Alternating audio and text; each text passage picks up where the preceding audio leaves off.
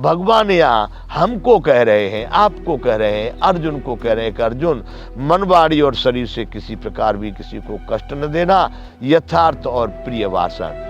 जो सत्य है, यथार्थ यानी जैसा अर्थ उसका निकल रहा है वही बात को बोलना, लेकिन प्रिय शब्दों में बोलना। गाली देके नहीं, धमकी देके नहीं, प्रलोभन देके नहीं, लालच देके नहीं, प्रिय भाषा में उसको व्यक्त करना। सामने वाले को क्या लग रहा है उससे हमारा लेना देना नहीं है।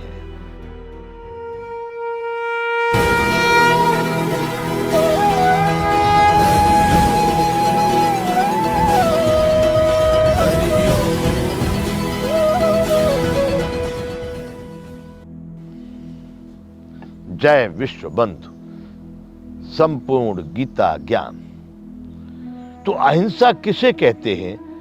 प्रथम तो उस बात को समझने के लिए यहां पर हमको ठहरना होगा, समझना पड़ेगा। ये जो शब्द दिए हैं, मन वाणी और शरीर से किसी प्रकार की किसी भी को कष्ट न देना, संभवतः इसको यहां गीता में अहिंसा कहा जा रहा है।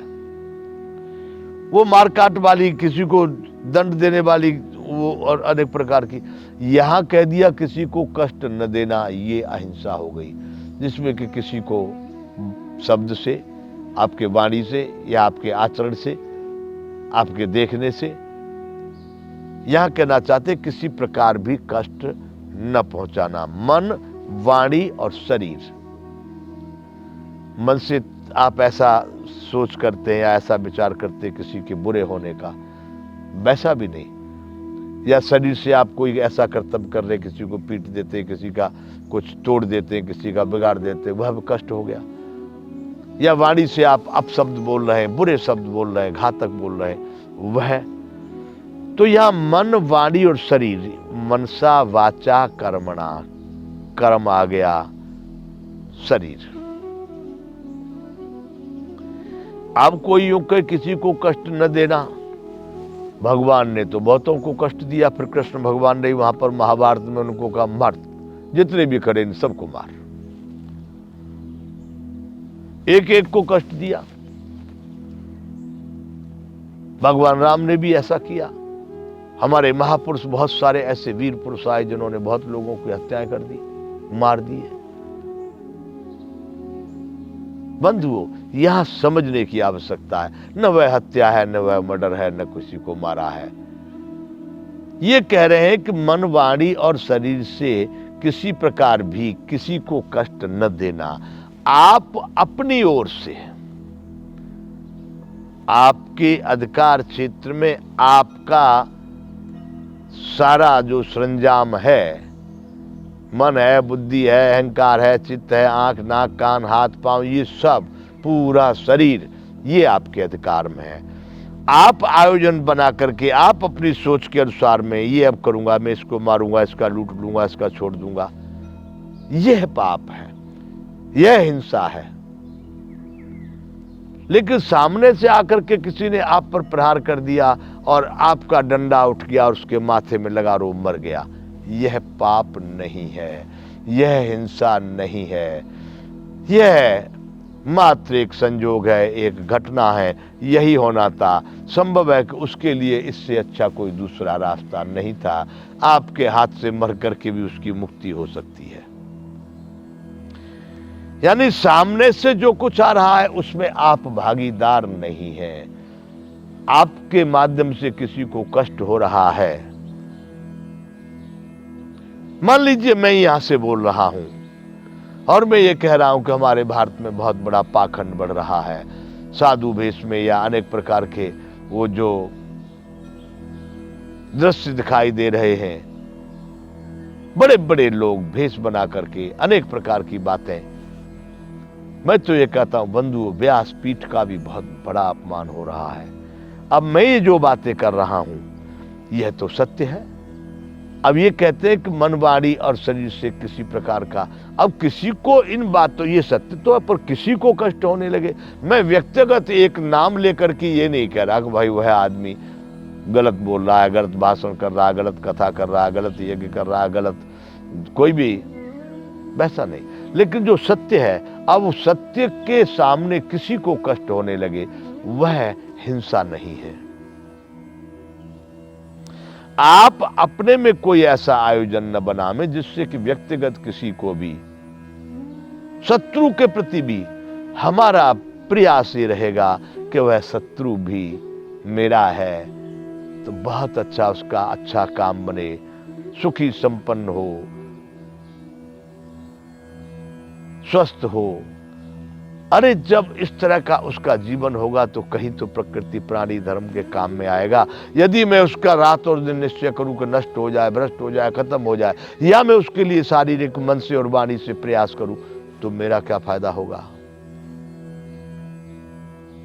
उसकी हानि कर पाऊंगा कि नहीं कर पाऊंगा ये तो दूसरे नंबर की बात है, पर मेरा तो कोई लाभ नहीं है। अगर वो ठीक होता है, सुखी संपन्न स्वस्थ होता है, तो अवश्य कहीं न कहीं लाभ कर सकता है। इसलिए बंधुओं, भगवान यहां कह रहे हैं कि अहिंसा, सत्यम, क्रोध, त्याग है, शांतिरपैशुनम।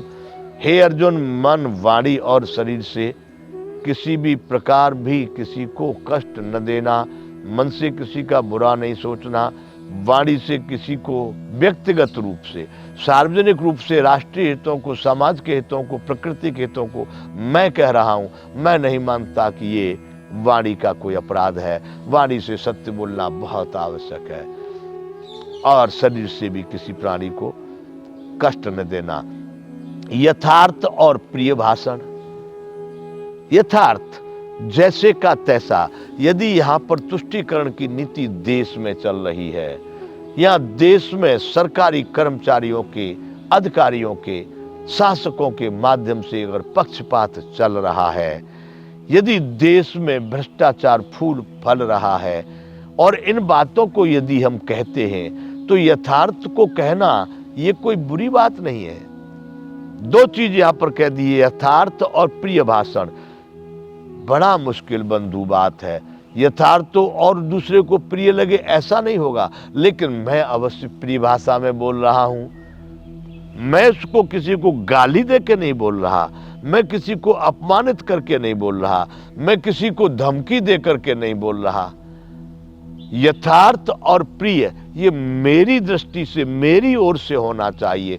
दूसरे को प्रिय लगा कि न लगा, दूसरे को यथार्थ लग रहा है कि नहीं लग रहा है, वह उसका विषय है। भगवान यहाँ हमको कह रहे हैं, आपको कह रहे हैं, अर्जुन को कह रहे हैं कि अर्जुन, मन, वाणी और शरीर से किसी प्रकार भी किसी को कष्ट न देना। यथार्थ और प्रिय भाषण, जो सत्य है, यथार्थ यानी जैसा अर्थ उसका निकल रहा है वही बात को बोलना, लेकिन प्रिय शब्दों में बोलना।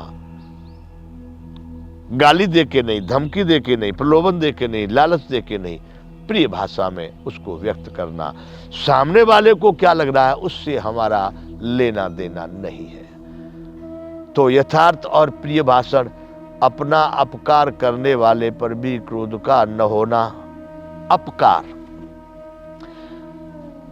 अभिप्राय हमारा कोई बुरा कर रहा है, अनहित कर रहा है। उपकार का मतलब अच्छा करना, और अपकार का मतलब हानि करना।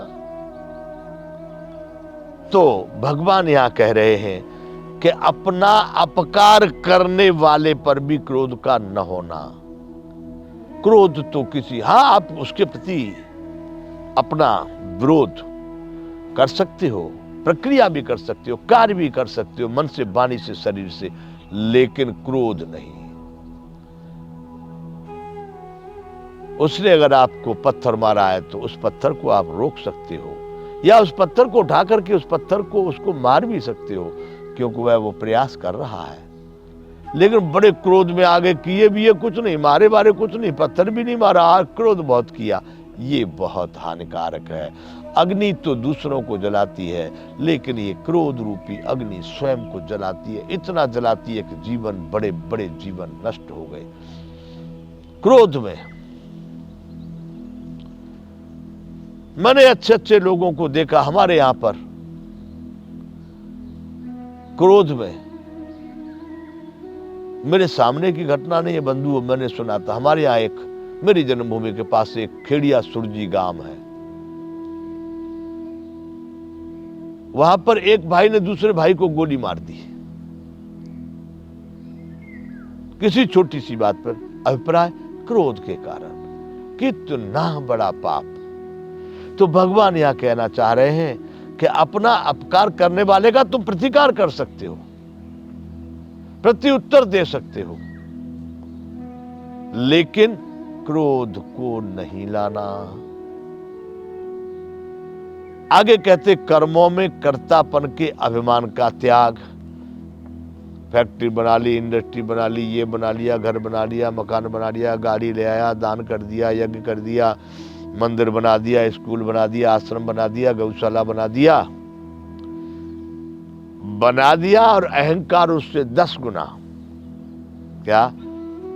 मैंने बनाया है, वो गौशाला मेरी है, मैंने बनाई है, मैंने बनाया वो हॉस्पिटल जो है ना, मैंने बनाया।